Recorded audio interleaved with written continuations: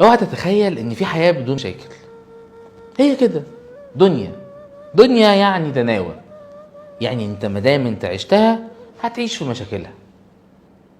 كنت غني هيكون عندك مشاكل، فقير عندك مشاكل، كلنا بنعيش في المشاكل.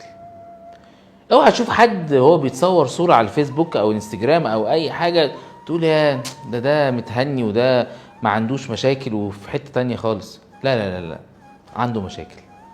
ممكن يكون مشاكله غير مشاكلك وظروفه غير ظروفك، بس برضه عنده مشاكل.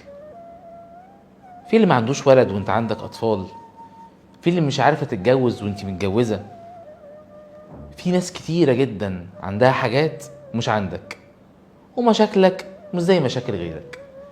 ولكن الذكي اللي بيعرف نعمة ربنا في وقت المشكلة. نعمة ربنا في وقت المشكلة نعمة.